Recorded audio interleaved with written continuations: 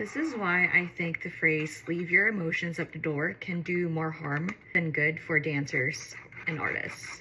It is no surprise that nowadays, especially in this digital age, that we see dancers who are trained to near perfection, but when they're asked to play, experiment, to discover and truly embrace who they are as artists, they tend to hesitate. And I think so much of that can be traced back to the phrase leaving your emotions at the door.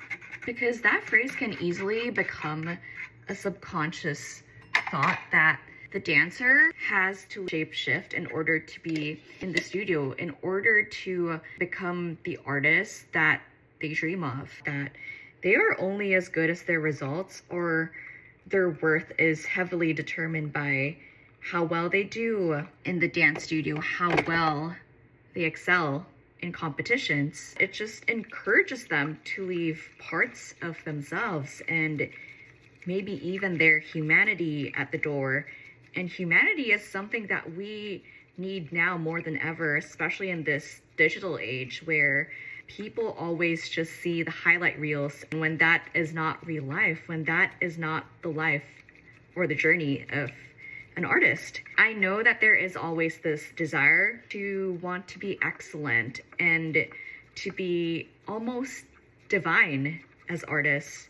And there is nothing wrong with that. But excellence shouldn't come at the cost of your humanity as an artist. In fact, it is your job as an artist to still stay connected and tapped into your humanity. And that means being able to channel your emotions, being tapped into your feelings, because audiences already know that you are gifted. But in order for audiences to be moved, it is the job of a dancer to be able to channel those emotions, to be able to feel and become this vessel of the art. Audiences won't be able to connect with the artists when they're not connected to their emotions, to themselves, and to their humanity, because that is what connects us with each other. So let's stop encouraging dancers to leave their emotions at the door and instead find a way to help them